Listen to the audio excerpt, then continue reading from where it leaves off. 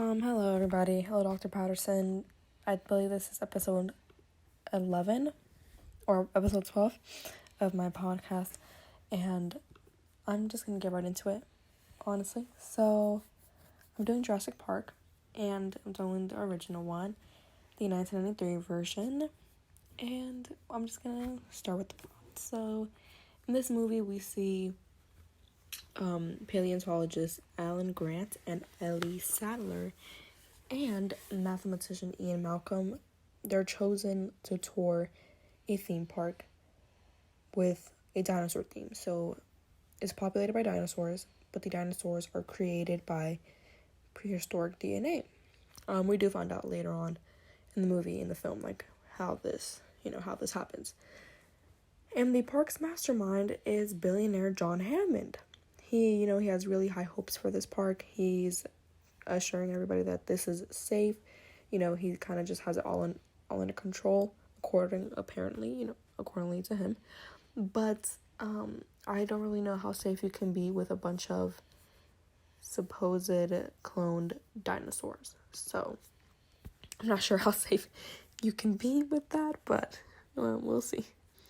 And yeah, we do see. So I did have to rent the film.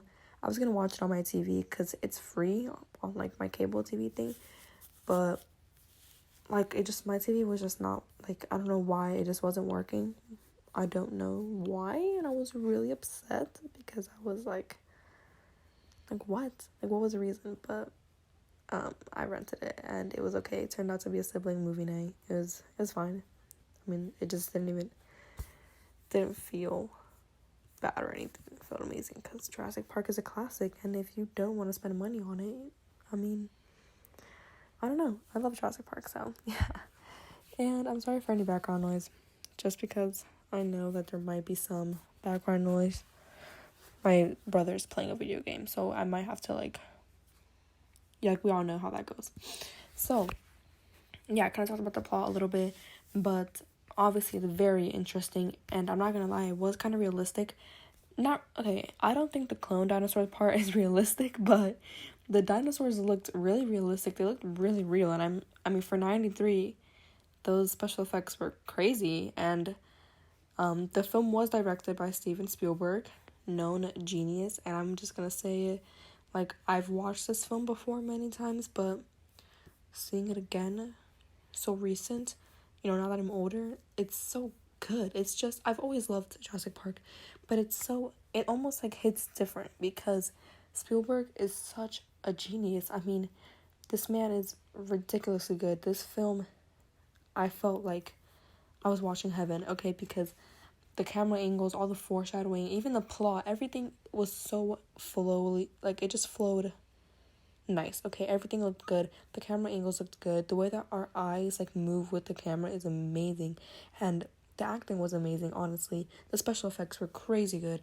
Everything was amazing. Even the plot, something, I feel like if something is good in a cinematographic light, maybe the plot wouldn't be so good, right? That's how I feel like it. There's always kind of something off balance, but no. This is everything. This has everything. It's actually, I think that it's really touching, honestly. I think it has amazing effects. I think it has a really meaningful plot.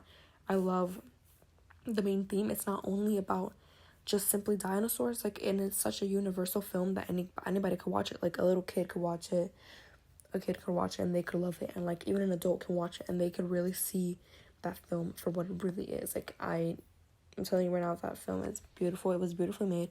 Spielberg is a freaking genius. I mean, this man is ridiculously good at directing. I mean, wow. He's an idol. He's an idol of mine. He's crazy good. And yeah, it was definitely very interesting and very thought-provoking. I mean, for a film based on dinosaurs, right? You're on an island with all these cloned dinosaurs. What I liked, though, in the beginning of the film is how they're all kind of acting like they have it under control, but then Ian Malcolm, he's bringing up a different point of view. There, it's more than just science. It's more than just science and what you can come up with and how you can engineer them. It's more than that. It's kind of like science versus ethics. Like, it's just, we all know that, okay, they engineered them to do this and that, but you never know. Life is always going to find its own way, as Malcolm said. Like, even though they genetically engineered the dinosaurs to all be female, life still found a way for them to breed. So, it's kind of like, the main theme is definitely science versus ethics. Like, you don't even know. A lot of science could actually, like, science, we don't know. Here's the thing with science, because I'm like trying to say so much stuff, but it just won't come out. Here's the thing with science. With science, you can experiment, you can discover so many things, and I think that a lot of people get so overwhelmed with that maybe they don't see it in a more ethical point of view in this type of film. Like, obviously, if you're creating a theme park with cloned dinosaurs, I would be very proud of myself. I would have the biggest ego ever. But, there was definitely a lot more of a strong theme and a strong message behind all that we really got to experience and feel later on in the film. And I love that, because in the beginning, okay, it was kind of like off to a slow start, but we needed to focus on that so that we could understand everything that goes on later. Like, this is crazy good foreshadowing. I loved everything, like, all the pieces just go together. Everything that we saw in the beginning, it made sense at the end. And, like, honestly, in the beginning, it was probably one of the most attention-grabbing introductions to a film ever. Like, obviously, we're gonna want to know what's going on with all these dinosaurs. Like, we want to know what's going on. And we do find out, so I love that. But the plot was amazing, and the setting was beautiful. I mean, I liked how it's an island theme park, and we all know that it has to be an island because we're trying to mimic the past environment of dinosaurs. They're trying to, in an experiment like this, like, you obviously want to get all the factors right. You want to get their food right. You want to get their prey, their predators, anything. You want to get their environment right. You want to get all those type of factors correct. I think that one thing they did miss, though, which Dr. Grant did bring up in the film, was just how you can't create dinosaurs and just expect them, how I said this earlier, you can't just create dinosaurs and expect them to go by what you go by. Life is always going to find its way, and you can't just take away that instinct of hunting. Like, these animals were pre-human, so you can't take away that same gut instinct of hunting. They want to hunt. They don't want to just be fed. They don't want to just be, they don't want to just be kept safe. They're dinosaurs. Okay, they're freaking dinosaurs. I think they want to go hunt. They want to go eat. They want to be out there. They want to be out in the wild, if that makes sense. Even though they're technically in the wild, the setting was a big role here, because they tried to mimic the environment and all that stuff, and they even got them their own prey, which obviously must have cost a lot of money. But it doesn't, like, it's supposed to, like, the dinosaurs are supposed to feel like they're in their own, like they're back then. But it just, maybe for some dinosaurs it wasn't the same. Like, we know that the T-Rex didn't want to come out the first time, and then the T-Rex greatly made her appearance later in the film. So that was very interesting. And I also liked, what's funny actually about that is how she didn't want to come out when they were there, when they wanted to see her, when she was being fed. She only came out when, like, she noticed that they weren't safe. And I think that may have triggered that instinct, like, oh, the food is ready, okay? I love that. And the themes and tone, I really like this. I like this film. I don't think that it was only made to entertain. I think it was also kind of to educate, like, and maybe bring awareness to an issue, I guess. I'm not sure if you want to see it that way, but I definitely like the education type of stuff that we see.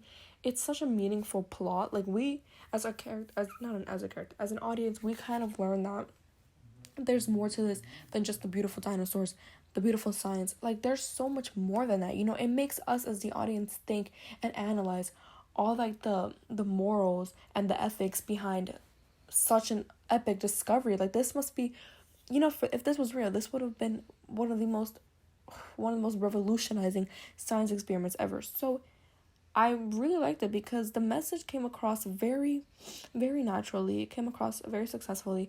It could be more universal also, because the thing is that we can't try to, and I'm going to speak on this because this also goes with the setting. You can't really try to put control over something that's natural. Dinosaurs were natural animals that they went extinct for a reason, right? They went extinct for a reason. They've never been in contact with a human. You can't, like, try to control that. You can't try to control their gut instincts. You just can't. It's not the same thing. It really isn't.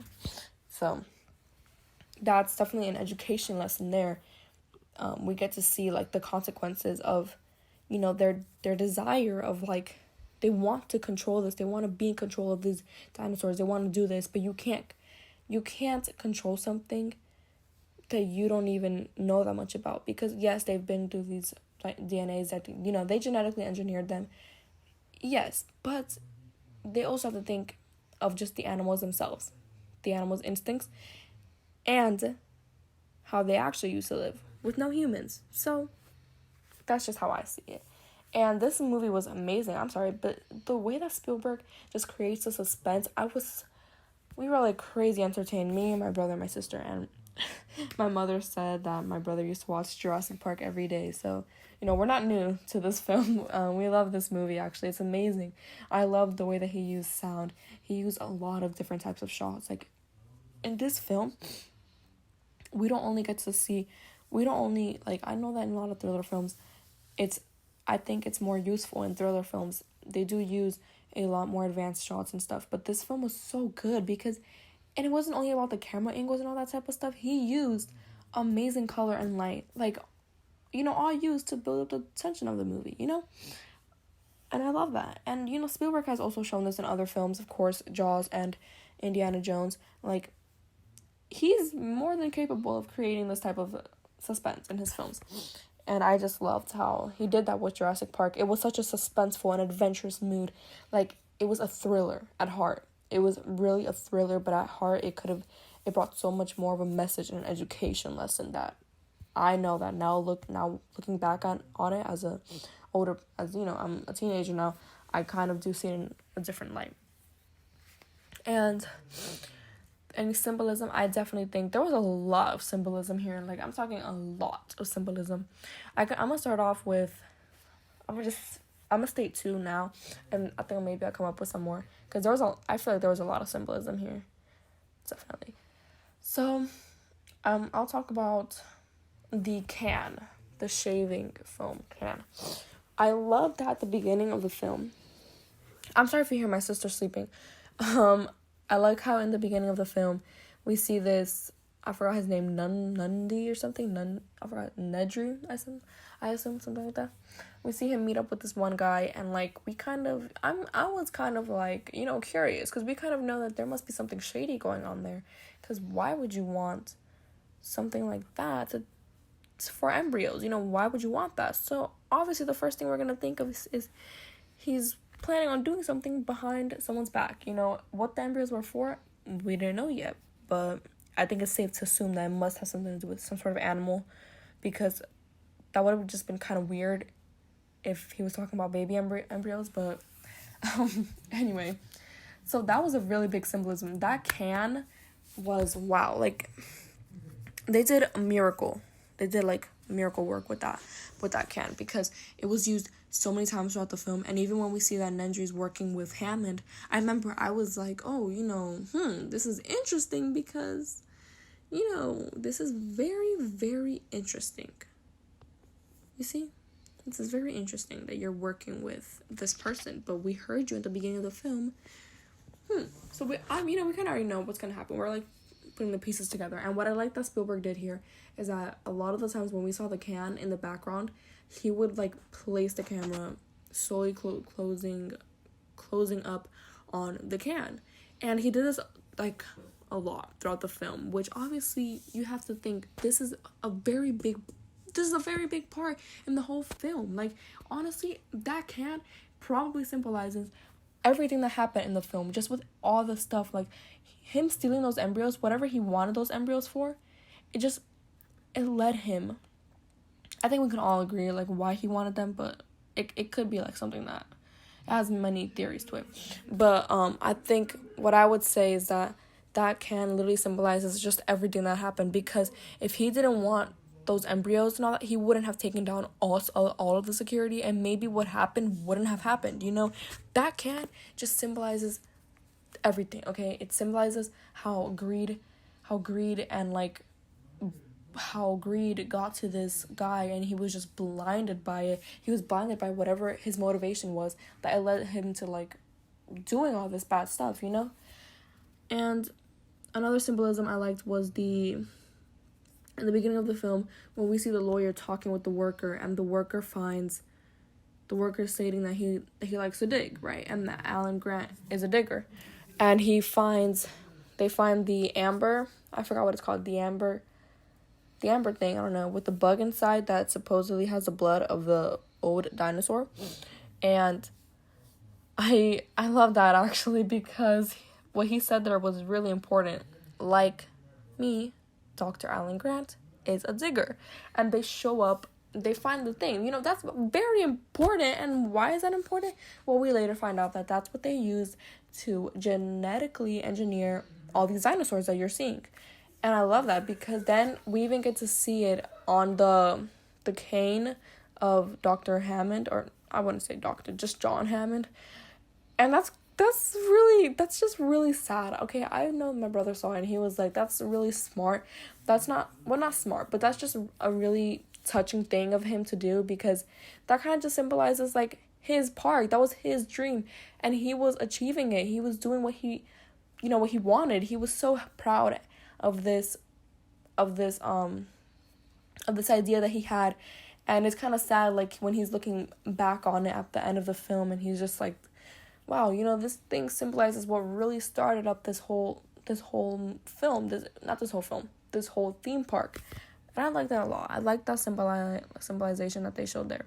As for the acting and characters, I really don't want this to be too long, but it's probably going to be long. I know it already. Gosh. As for acting and characters, I loved how the characters were portrayed. I'm not even going to lie. I think that for a film, I know when we watched Indiana Jones, Raiders of the Lost Ark, we were talking about how there wasn't that much character growth, which I agree with. I just don't think that there was that much character growth. I would have expected more for Indiana Jones, but this one was amazing. I actually really enjoyed the character growth. Dr. Alan Grant is a prime example of one. You know, we can kind of, in the beginning, they're always hinting at how he doesn't like kids, and then at the end of the film, we see that that's changed. Why? Because he's had to literally go through such a traumatic experience with these two kids. And, you know, he kind of learned his lesson through the whole night with those kids. Like, he must have felt like what it really feels like to be a parent and feel like you have to protect these kids because they were under your supervision. So I love that, actually. I liked how his character grew, and I liked that part of him changed along with the film. Like, I love that. I like that they chose to keep that storyline going. So I love that. And I like Ellie. I liked her a lot. I liked how when it did come to a point where she had to go like do the whole power thing by herself. I like that we got to see her actually, you know, more brave, because she's always appeared more of an independent and brave, not, I guess maybe not independent, but like an independent, brave type of woman. And she definitely shows that when she goes and does and turns on the power by herself, and there's like a raptor, or I don't forgot if it was a T-Rex. I don't know. I forgot. But I think it was a T-Rex. And that's crazy, you know? That's crazy. Like, that's not for the lighthearted. So I liked how we saw her personality shine there. Like, her personality shines so well there. And also with the Triceratops, when she was trying to treat the Triceratops. I love that so much. We got to see that she's a person who likes to find the problems behind things. She likes to find the information and all that type of stuff. And she wants to help treat this dinosaur. I like that. She shows that she had a kind heart and she's a very brave woman. I love that a lot. I really like that. So yeah. And yeah, the actors were really good. I mean, especially for the kids. What I liked was that I know that there was one scene where the T-Rex, we've already been introduced to the T-Rex, you know, she gladly made her appearance.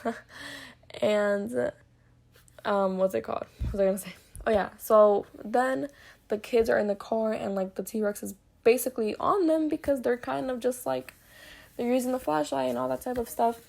And excuse me, and then the T-Rex like goes on top of the car and then the glass breaks and the kids are like holding up the glass and the T-Rex at the same time. They're like, oh my god, that was real fear. I read that actually the kids didn't know. The kids didn't think that the dinosaur, the fake dinosaur, whatever, they didn't know that it was gonna go on top of the car. So they were like actually really scared, because I would have been scared too if I was a kid actor and I was like being reassured the whole time, like, oh, it's just fake, it's just fake. But then that happens, even though it wasn't supposed to. I would have been really scared. Okay, I would have been worried, honestly. So I love that a lot, because the actors, and those actors were amazing. For kid actors, like, I can't even imagine how it was like filming that, That's crazy. I love that. I really like that a lot. And also the sibling duo with Tim and Lex, I love that so much. I think that was a very accurate depiction of siblings, even though they were kind of in a life and death situation the whole time, they still got to like do those snarky remarks and stuff, and I really liked that. I liked how Lex's character, she definitely grew also. I think she got a little bit like, they definitely learned their lesson. Not, it's like they had a lesson to learn, but they definitely learned a lot, and I'm assuming that experience helped them mature as a person. I know that must have helped them mature. So I like that. I like the characters and the acting and the direction. Like, I feel like I don't even have to say any more stuff because I feel like I've said everything.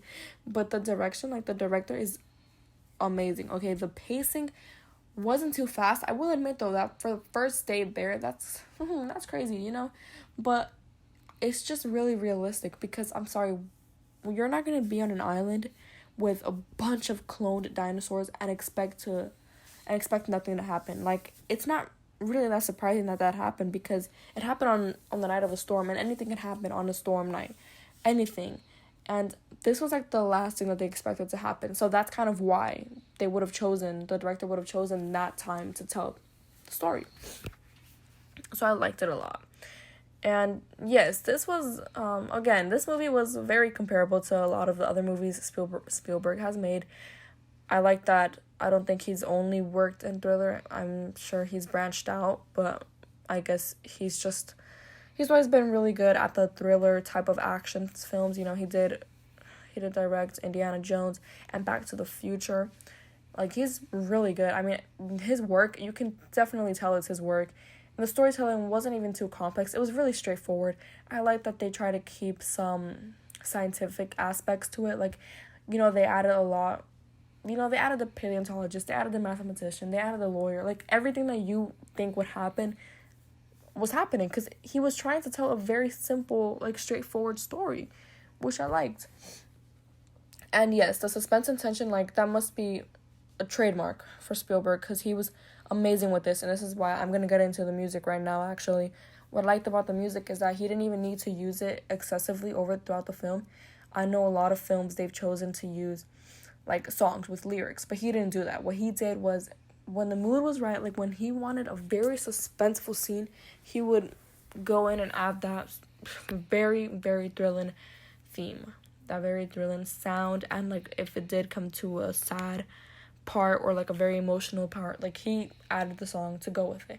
I like that he did, he only really did instrumentals, like, he didn't add any lyrical songs, because I think that just went better with the overall tone of the film, because we weren't watching like a chick flick or anything like that. We were just watching a very nice and straightforward film. It had dinosaurs. We were gonna see a lot of thriller, a lot of tension, and the music went amazing with that. It went very well. Like, it was paired amazing, and it wasn't too distracting. It went amazing with the tension. When the music just goes up and like we're getting deeper into that scene, it's crazy, because I mean, what? We wouldn't be expecting that, and the music just goes with it. If there was no music in films, we wouldn't get the same feeling. We wouldn't get the same impact. And I'm gonna just get into cinematography now. Let me just say, I love the shots. I am gonna bring up some shots and like some scenes that I noticed that I loved a lot when I was watching the film. And one of my favorite shots that I saw was when the raptor, like, okay, so Lex And Ellie and Alan and Tim, they're crawling in the vents, right? And the raptor, she's a smart one, so she goes and like basically opens the vent. And I love that. Oh my god, I love this so much. When we saw it happen, it was crazy. It was so shocking. It was like, oh my god, no, no, no, no, no, no, no. But we kind of saw it coming because, the raptor is intelligent. She's clever. And it happened. And, like, there's so much going on. We're like, no, what could happen? What's going to happen next? And then he basically, when the raptor is there and Lex is, like, on top of the vent, and Alan punches the raptor, I'm like, oh, damn, wow, that's crazy. And then the raptor basically, like, falls to the floor. And then it's funny because in that scene, what I love the most about that shot is that Spielberg decided to use the camera in the angle of the vent. Like, we got to see, if we were Lex, right? If we were one of the characters and we got to look down on them, we literally got to see the actual full dinosaur, the full dinosaur on the floor, like, hurt, basically. I mean, I guess if a punch was hurtful to the dinosaur, then yes. And you know why that was an amazing shot? Like, I was impressed, okay? I was so impressed by that shot because the emotion that you can grab by that, you can only feel that. I feel like you could only see that type of shot if you were in the film. I love that shot. It was amazing. I don't think many people would normally choose to tell a shot that way.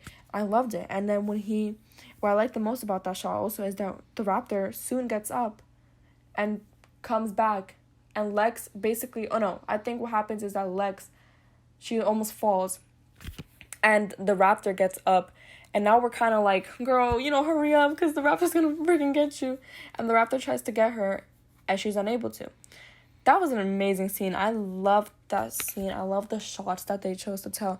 Everything is so amazing, and everything has to do with the foreshadowing, and like in the beginning, when the shots just show the island itself, it's crazy because they're kind of like showing like, hey, this is the environment. You better get comfortable with this environment because this environment is very crucial to the story because the environment was like the most important part of the whole story. Honestly, that's all.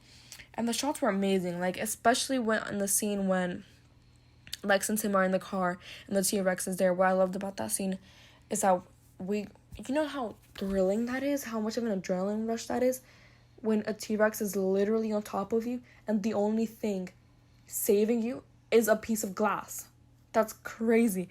I love that scene so much. And when we get to see the kids' fear, it's like we got to see the T-Rex's point of view and the kids' point of view and the side point of view. It's like we get to see every angle. We get to see everything.